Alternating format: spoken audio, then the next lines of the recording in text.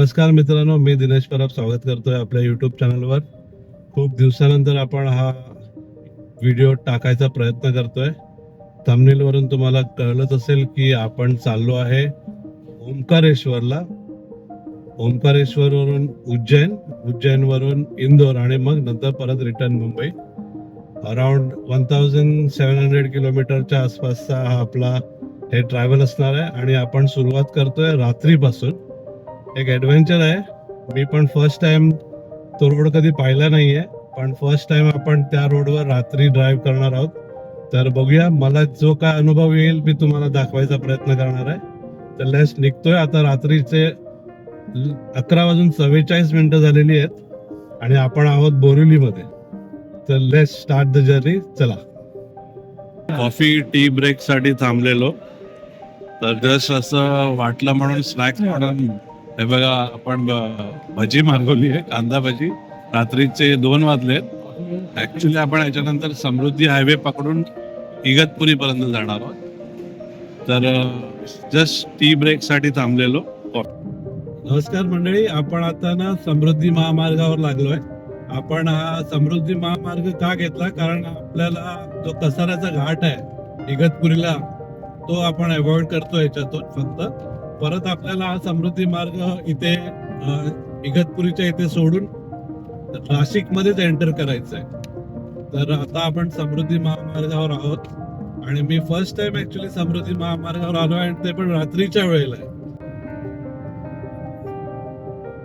हे first tunnel आहे समृद्धी महामार्गावर आणि मी पहिल्यांदा या टनल मधून चाललोय.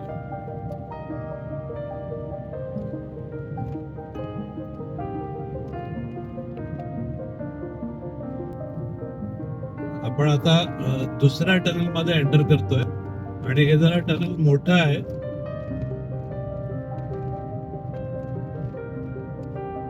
तिसऱ्या टनल मध्ये आलो आहोत.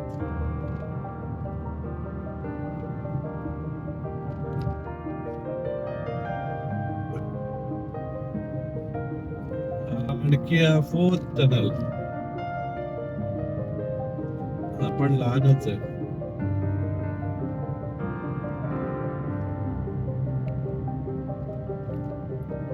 5th टनल आहे आपल्याला 8 किलोमीटर आणि यानंतर आपल्याला एक्झिट आहे मला वाटतं इगतपुरीसाठी. बघा आता आपण मेन समृद्धी हायवे सोडून आपण आता नाशिककडे निघालो. आपण एक्झिट केलं.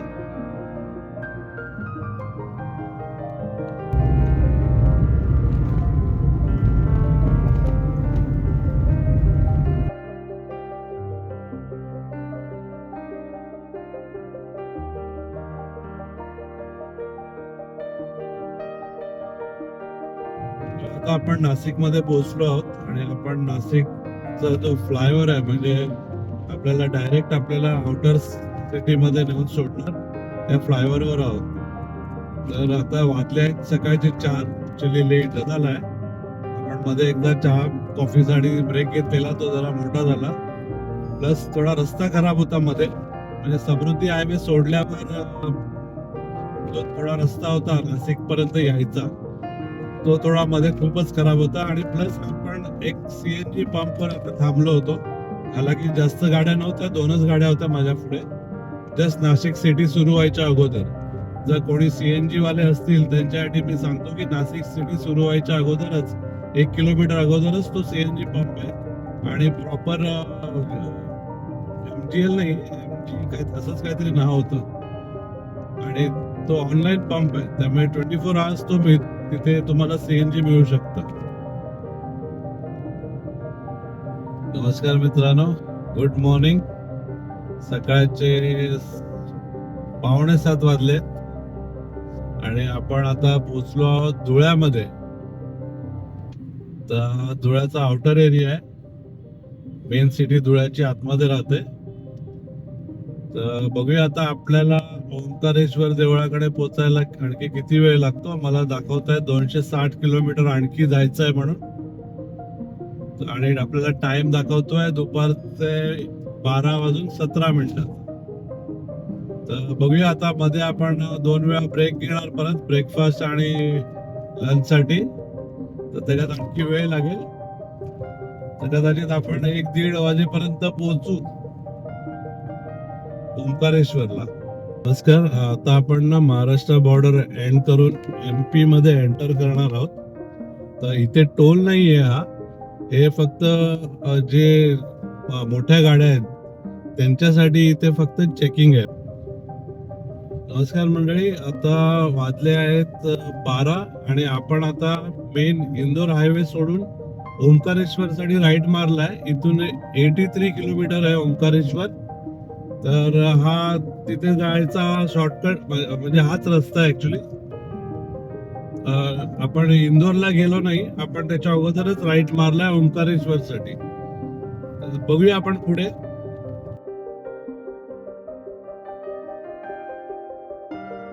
इंदोर हायवेवरून राईट मारल्यावर आपल्याला 89 किलोमीटर दाखवत होते. आता येथून 63 किलोमीटर दाखवत आहे. परंतु आपण एका जागी जवळजवळ 1 तास उभे आहोत, कारण पुढे कुठल्या तरी पॉलिटिकल पार्टीची रॅली चालली. आता संध्याकाळचे 5 वाजले आहेत. आपण ओंकारेश्वर देवळाजवळ पोहोचलो आहोत, परंतु इथे येईपर्यंत खूप मोठा वळसा घालून यावे लागले. जिथे रॅली चालली होती त्याच्या पुढे आल्यावर पोलिसांनी गाडी थांबवली आणि सांगितले की या रोडवर शेतकऱ्यांचे आंदोलन चालू आहे, त्यामुळे तुम्ही पुढच्या रस्त्याने जा. पुढच्या रस्त्यावर पोहोचायला 1 तास लागला आणि तेथे पोहोचल्यावर कळले की हाही रोड शेतकऱ्यांनी बंद केला आहे. मग एक लोकल माणसाला विचारून आणखी त्याच्या पुढच्या रस्त्यासाठी निघालो आणि संध्याकाळी 5 वाजता देवळाजवळ पोहोचलो. म्हणजे जिथे आम्ही दुपारी 1 वाजेपर्यंत पोहोचणार होतो तिथे संध्याकाळचे 5 वाजले. आता आपण डायरेक्ट आपल्या हॉटेलवर जाऊ, मग तुम्हाला दाखवतो की आपला रूम कसा आहे. हॉटेलमध्ये चेक इन मगाशीच केले होते. आता आपण दर्शनासाठी निघणार आहोत. त्या अगोदर मी रूम टूर देतो. हे आहे हॉटेल शंकरा व्ह्यू, जे देवळापासून खूपच जवळ आहे. हा एंट्रन्स, लगेचच ही आहे लॉबी.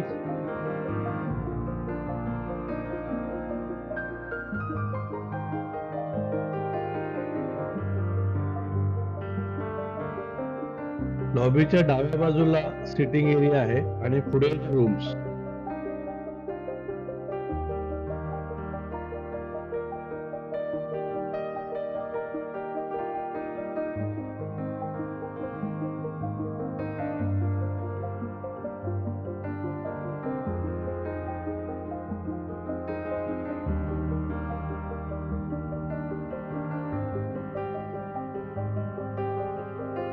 आपला रूम आहे 102 आणि 103. एंटर केल्यावर एक किंग साइज बेड,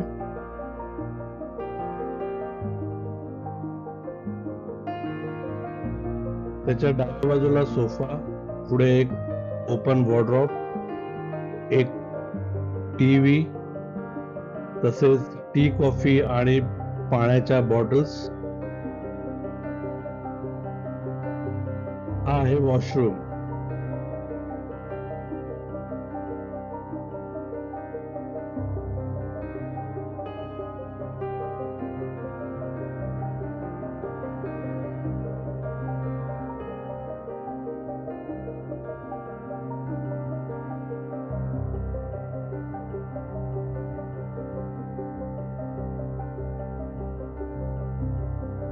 ओंकारेश्वरच्या वेबसाईट वरून मी ऑलरेडी शीघ्र दर्शन बुक केले होते.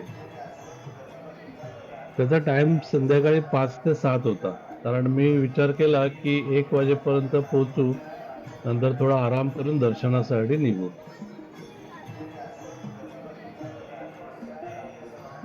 आज आपण भारताच्या सर्वात प्राचीन तीर्थक्षेत्रापैकी एक असलेल्या श्री ओंकारेश्वर ज्योतिर्लिंगाच्या देवळात जात आहोत. हे ज्योतिर्लिंग नर्मदा नदीच्या काठी उभे आहे. हे स्थान पौराणिक कथा, भक्ती आणि प्राचीन इतिहासाने भरलेले आहे. मंदिर समोरील मांदता बेटावर आहे. या बेटाचा आकार ओम सारखा आहे. ही नैसर्गिक रचना या स्थानाच्या पावित्र्याची साक्ष देते. आता आपण झुला पुलावरून जात आहोत.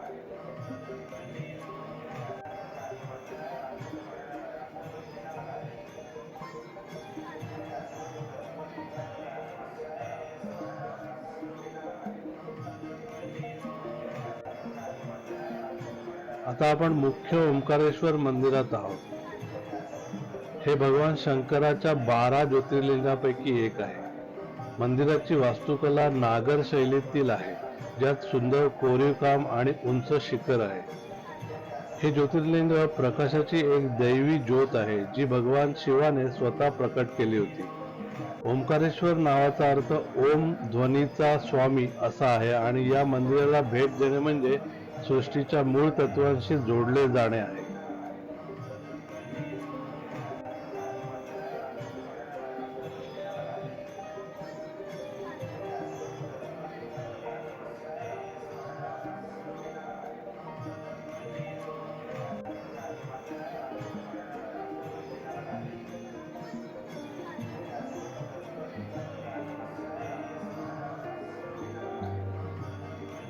आता आपण नर्मदेच्या किनारी उभे आहोत. संध्याकाळी नर्मदेची आरती असते, ती आम्हाला पाहता आली नाही.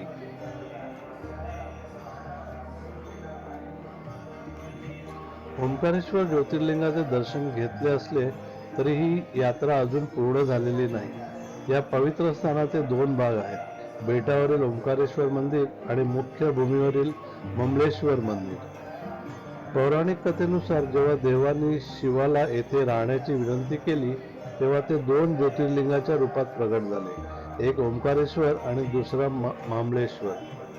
येथे अनेक भाविक मानतात की दोन्ही मंदिरांना भेट दिल्यावरच पूर्ण आशीर्वाद मिळतो. आता आपण मामलेश्वर मंदिराला भेट देऊ.